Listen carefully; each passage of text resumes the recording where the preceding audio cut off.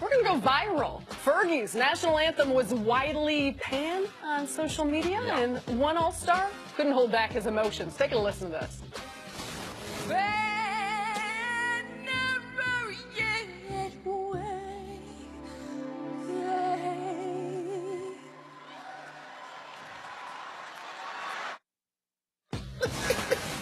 Draymond Green, he looked like he was trying hard to hold it together. Draymond, though, he have a hard time keeping his mouth closed. That ain't the only time we got him with his mouth open. I don't know if he sucked his thumb as a kid, or so he definitely drools in his sleep.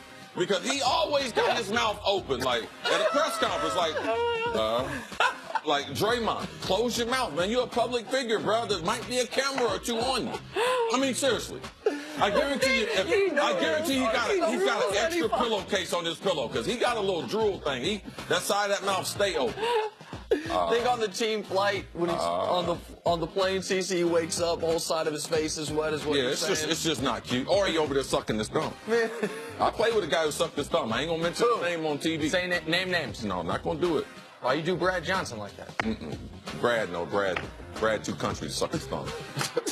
All right, time for some stories to start your morning. The Basketball Hall of Fame finalists were announced on Saturday. Headlining the list are Ray Allen, Steve Nash, Jason Kidd, Chris Webber, and Grant Hill. Nick, do you think all 5 of these guys get in? I absolutely think all 5 of these guys get in. People are going to question Webber and Hill, but you have to keep in mind college and the Olympics matter. Now, Webber never played in the Olympics, but Hill did, and the college performance for Webber with the Fab Five will help him tremendously. I just want to say one thing about Jason Kidd, who I think gets forgotten. Jason Kidd's one of the 5 best point guards in the history of this sport.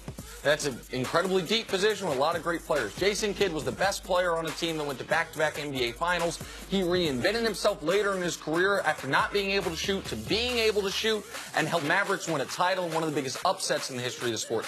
Jason Kidd is a no-doubt Hall of Famer, and I don't want him to get overshadowed with some of the other names in this class. Yes, and Chris Webber got snubbed last year in his first year of eligibility. 5-time All-Star. You talked about the Fab Five, an iconic team that changed not only how you looked at college and freshmen playing the game, but how they wore clothes, their socks, their shoes, and how young people embrace the Fab Five. So Chris Webber should definitely be in that 5. All right, moving on. Donovan Mitchell won the dunk contest Saturday night, beating Larry Nance Jr. in the final round. CC, how impressed were you with Mitchell's performance?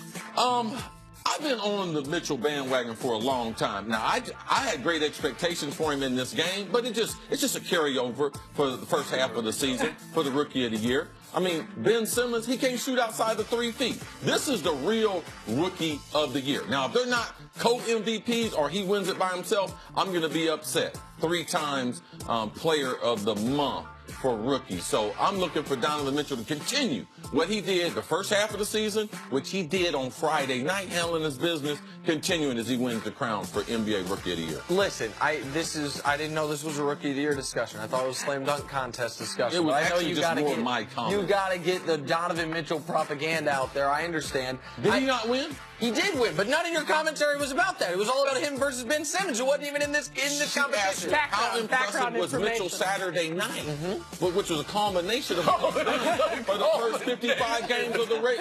It's like culmination. Listen, Mitchell. They won 11 games in a row in Utah. I understand. There's a West Coast anti-bot. Get out there, man. Check him out. Listen, man. Dude is a baller. I know he is, which is why he's going to finish second in Rookie of the Year, balloting to Ben Simmons. Because Ben majors in shooting in the restricted zone. Goodness gracious. Show me videos. Give me 10 plays where he made a shot outside of 10 feet. We don't need Not those. free throws. We don't need those. Oh, you ain't got none. We don't need them. So you ain't got none? Giannis is going to finish top 5 MVP. He don't shoot outside the restricted zone either. But now we have totally lost the plot here. We're supposed to be talking about the slam dunk contest. I actually enjoyed the slam dunk contest. You mentioned it off the air. Dennis Smith Jr. missed what could have been an amazing dunk. I thought Larry Nance's homage to his father was great. I'm fine with Donovan Mitchell winning. And it's nice that he'll be able to win 1 award this year since Simmons is going to get. What did Simmons do this weekend? What? It was in the Rising Stars song. Oh, yeah, shooting inside 2 feet. Moving on. Finally, Paul George has been rumored to be considering the Lakers in free agency, and the LA fans let him know they would love to have him during the 3-point contest on Saturday. "We want Paul" chants broke out in Staples Center. Paul George was asked about the love he received. Take a listen. I know what I feel is best, but it's a long ways until the end of the season. When you hear that elephant in the room, though, those elephants in the room saying, we want Paul, how does that make you feel? I mean, it makes you feel great. You know, it makes you feel great, but, you know, I love it. It's not to say that I don't, but, you know, I've felt the energy. I know where the love is. Paul George feeling the energy in Staples Center, but he's, of course, felt that at Chesapeake Energy Arena in Oklahoma City. Nick, what do the Thunder need to do to keep George? If they make the Western Conference Finals, I think they are nearly a lock to keep him. If they can show that this team, as presently constituted, is a near championship contender, add a draft pick, see what Sam Preston can do in the offseason, get Andre Roberson back, all those things, I think I would be shocked if he left if they make the Western Conference Finals. Short of that, I think the door is open. If they get knocked out in the second round, I think it's about a coin flip. If they get knocked out in the first round, I think he and his people will be saying to themselves, how close is this team really? Because right now, they have the same number of losses as the 9 seed in the West. So they could, right now, they're the 5 seed, they could easily fall 6, 7, 8. Theoretically, they could fall out of the playoffs. I don't think that'll happen. But the one thing Oklahoma City has on Los Angeles is Russ, meaning a good chance to compete for a title. If you go out in the first round, I don't know that you can credibly make the case you have a good chance with this core to compete for the title. And then I think the allure of home would be a strong one. I believe it's real, the pool of Los Angeles. Anytime that when you've grown up in a area, went to college out west, and you professionally didn't have the choice.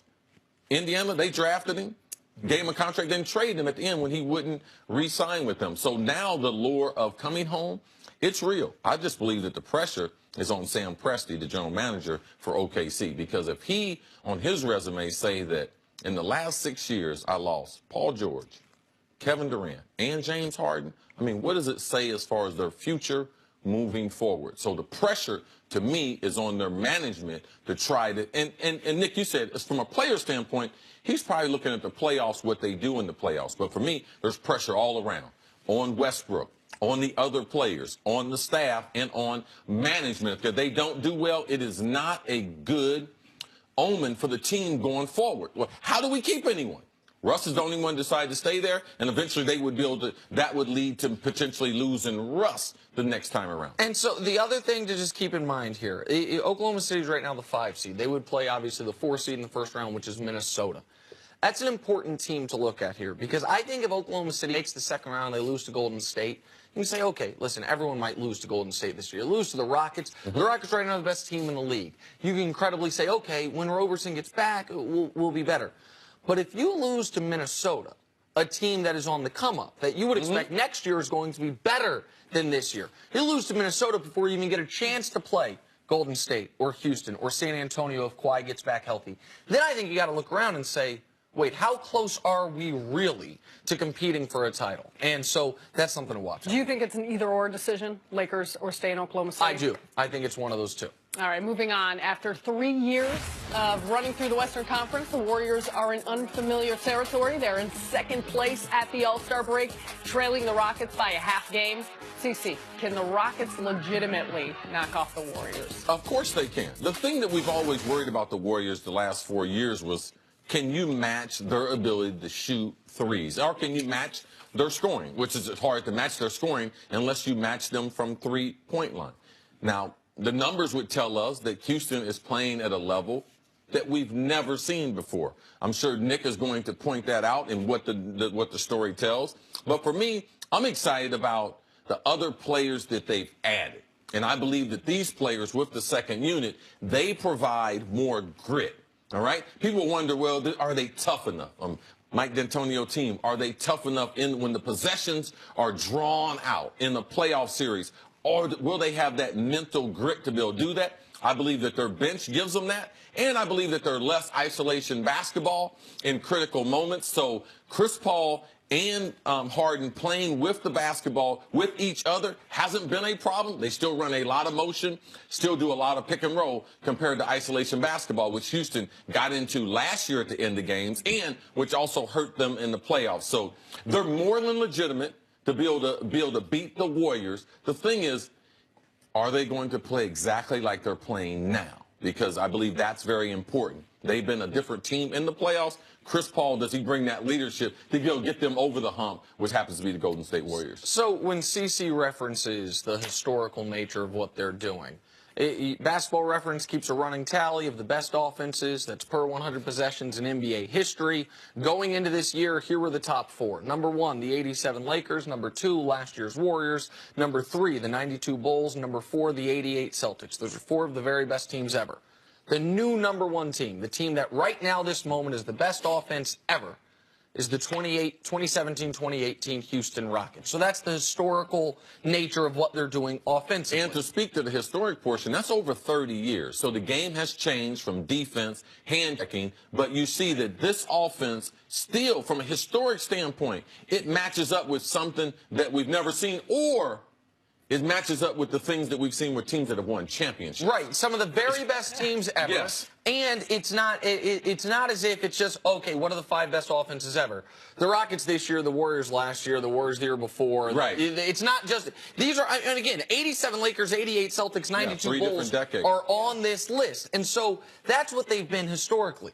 Here's what they've been in the real time this season. 28-1. With their 3 best players in the starting lineup. Harden, CP3, and the guy that Kevin Durant says has an easy job, Clint Capella. 28-1 is significant, yes, that's especially if the team is healthy going into the postseason.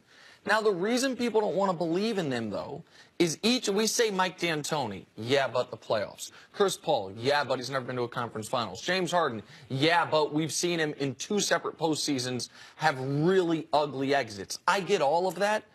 I think Harden's one of the 4 best players alive. I think Chris Paul's one of the 4 best point guards of, the last 35 years. And D'Antoni, this year, his team's playing defense. Now, will they revert just to isolation ball? Will they play defense in the postseason? Do the Warriors have another gear? Because of those questions, Chris, the Warriors are still the favorite. But the Rockets absolutely can beat them. Right. Some of those concerns, too, like how legitimate are they? Because if we just cut and paste some of the things that we say about Toronto, we just move that to the West, and we say the same thing about Houston.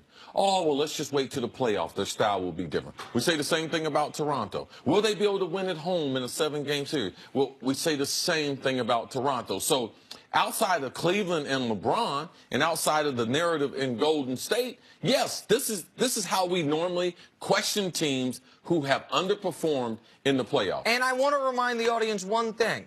The Warriors, every year in the last 3, have had a moment in the postseason where they look very vulnerable. Their first championship, they were down 2-1 to Memphis. Couldn't seem to figure it out until they decided to stop guarding Tony Allen. They were down 2-1 in the finals when LeBron's second-best player was Dellavedova. The next year, they were down 3-1 in a series. Then they ended up losing in the NBA Finals. And you might say last year, when did they look vulnerable? Man, that first game against the Spurs, until Kawhi got hurt, that series looked like, not that the Warriors were going to lose, that it was going to be a dogfight. So the Warriors, even in this amazing run, have had spots where it looks like, oh, they could get got. They've had spots, but they've also had a number of injuries in key series that gave them a huge advantage. So when you look at them over a 3-year window, not only have they looked a little bit, they made you a little nervous in certain spots, but they were very, very fortunate with multiple injuries. Not only one team, but Chris Paul being down, other people being down. When they faced them, they didn't face either the best point guard or one of the better players out there. They had tremendous injury luck in each of their championship years, whether it was last year with Nurkic being out and then Kawhi. It was, and then the first year we know the injuries the Cavs had in the finals. And as CC mentioned, all the point guards leading, they didn't play a starting point guard in any of those series their first championship year. Coming up, did the new format save the All-Star game? We'll discuss that next on First Things First.